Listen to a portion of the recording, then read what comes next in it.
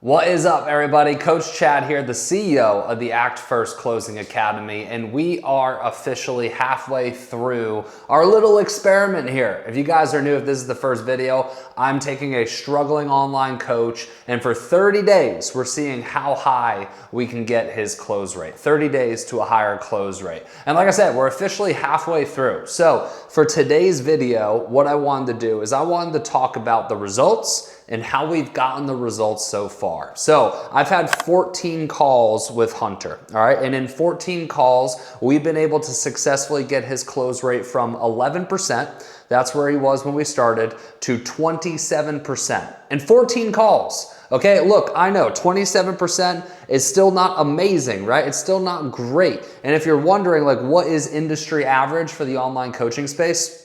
Cole Gordon is one of my mentors, or was one of my mentors, and he says it's 25%. Okay, now I've always operated on 35%. Okay, so that is the industry average. So we are at 27%. So we're above industry average to Cole Gordon, who is very respected in the sales space. We're not quite where I want to be though, and I feel very confident in the next 2 weeks we can get that even higher. But for 14 calls, to increase it 16 percentage points, that's pretty damn good. That's something that I'm very proud of, and hopefully that's something that Hunter is proud of as well. All right, so what have we focused on to actually get these results? Now, obviously, you have 14 videos before this that you can watch if you haven't watched, and you could see exactly what we focused on the calls, but I wanted to give you the simple 4-step formula that we've been operating to increase it 16% in 14 calls. Just imagine that though.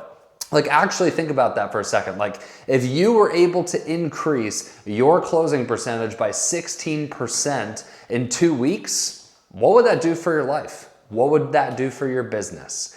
Probably a lot. All right, so let's break it down, okay? I got the formula, took my notes, put it all down on paper, put my thoughts on paper. Let's break it down. So first and foremost, the foundation to being good at sales is personal development, okay? Why is that? Sales is all about a transfer of belief. If you believe in your stance more than they believe in their stance, that belief will transfer. Your conviction will transfer. Here's what I mean, okay? I'm gonna give you an analogy and then I'm gonna tie it back. All right, you got a mom and a daughter in a candy store. Mom does not want the daughter to have the lollipop. The kid wants to have the lollipop. Okay, who's gonna win in that interaction? Whoever believes in their stance more. If the kid is more convicted that they deserve the lollipop than the mom believes the kid does not deserve the lollipop, then that kid is going to win. Well, guess what? The same thing is true in sales. If you, as the salesperson, are more convicted that your program can help this individual, then that individual is convicted in their own excuses on why they can't do this, then you will win the sales interaction.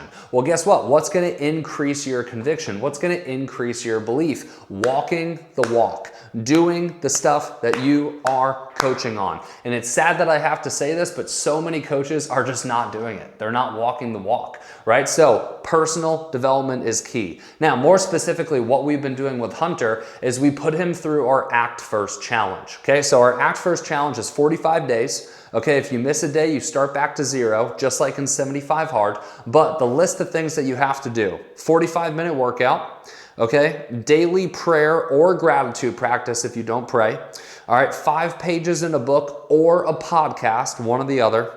All right, from there, you also have to do something nice every single day. And I know I'm forgetting something, but I'm gonna have it up on the screen here so that you guys can see exactly what this is. I'm actually 42 days in to the 45-day challenge right now. All right, but that's the first thing that we're focused on, making sure personal development is good, conviction is high, okay?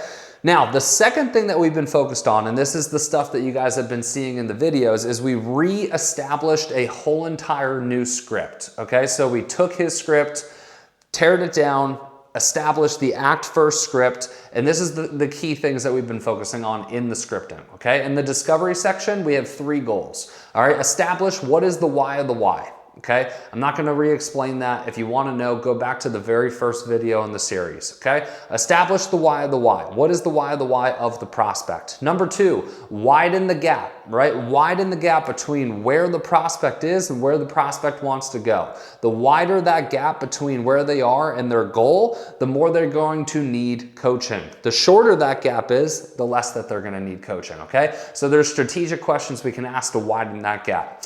Now, the third thing that we focused on in the discovery is eliminate concerns before they become objections. Tie down concerns before they become objections, okay?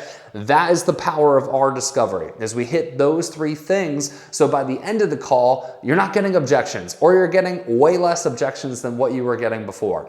Now, in the presentation, the main thing that we focused on in the presentation is sell the dream, sell the vacation. Don't sell the travel, the TSA, the sitting in the middle seat. Don't sell the travel portion. Sell the vacation, sell being there, you know, hanging out with your family, enjoying moments, laughing, sipping that pina colada. Share and sell the vacation. That's what we focused on in his presentation, okay? Then we established a pre-pitch section. This is a very short section in script where we ask questions to tie down and eliminate any remaining concerns before we pitch the price. Okay, then we established a confident pitch, how to pitch confidently, and now we are currently, and this is what we're going to focus on for the next 2 weeks, but we're currently already doing it, is establishing objection handling frameworks. Okay, so step number 2, reestablish a whole entire new script, adopt the act first model. Okay, now the third thing that we focused on to increase 16% is develop sales skills through repetition. Okay, you guys have been seeing it, right? If you've been watching the actual videos that we're posting, if you're watching the series, what do? We do role play. We role play, we role play, we role play, we role play. We do it over and over and over and over again. And guess what? It's boring as fuck. It's boring as shit. It is. It's truthfully very boring. It's very monotonous, but it's the work that the coaches are not doing. Right? The cool thing about Hunter is all of his competitors, they're not doing that shit. They're not getting better at objection handling. And why even care? Why get better at objection handling? Well, if you truly believe that your program can transform some lives, don't you want to get better at objection handling so you can transform more lives? So you can sell more people into your program? Come on now, you got to get excited about it, right? Because it is truly the boring work that gets you good. Just like in the gym, right? It's the boring reps. It's the leg press. It's the bench. It's the deadlifts. It's the bicep curls that get you muscular, right? And just like if you train for running, right? It's the miles. It's the boring work that gets you good. Same thing in sales, right? Through and through, repetition, repetition, repetition. Repetition also makes you natural, okay? If you ever wonder like, oh man, I don't want to sound scripty. Well, it's probably because you're not repping the script. When you rep the script and you memorize it, guess what? You're gonna learn different nuances on how to make it yours and how to make it sound like yours too. All right, so that's the third thing that we focused on. Now, the fourth thing that we focused on, review, adjust, execute. Okay, so here's what that means. Review, adjust, execute. We review sales calls.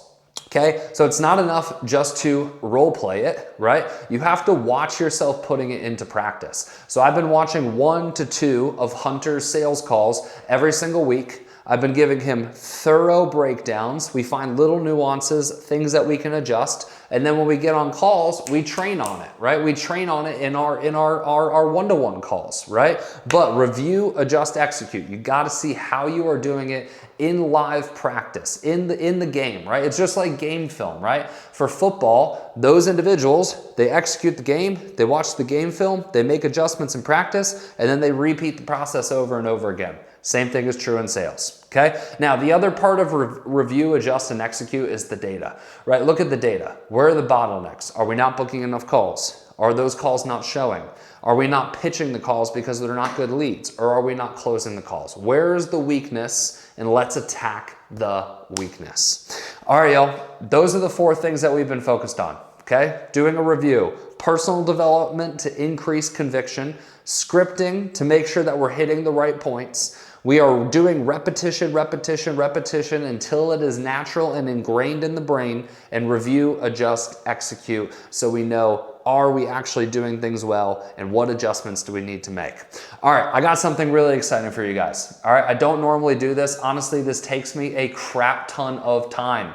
All right, so I am going to offer limited spots. You know, as these come through, I'm gonna say, all right, I'm done doing this. It's taken too much time. But if you want me to review one of your sales calls, okay, yes, like actually review one of your sales calls, give you legitimate feedback, give you advice on what you could do better, all you have to do is click the link below. So in the video description, you'll see a link right at the top. Click that link, fill out the information just to make sure that you qualify for this. And if you do qualify for this, then I will actually be watching your sales call, reviewing it, and giving you adjustments to make. All right, like I said, this takes me a lot of time, right? Sales calls are an hour long, right? But I pause, I review, I take notes. It could take me up to 2 hours to review one sales call. So I am taking limited slots on this. What that number is, I'm not sure. You know, as they come through, I'll say, I can't do any more. I hit the pause button. So if you want to make sure you're one of those people, click that link below right now. All right, y'all, that's the end of the video. Hopefully you guys enjoyed. Hopefully you guys learned.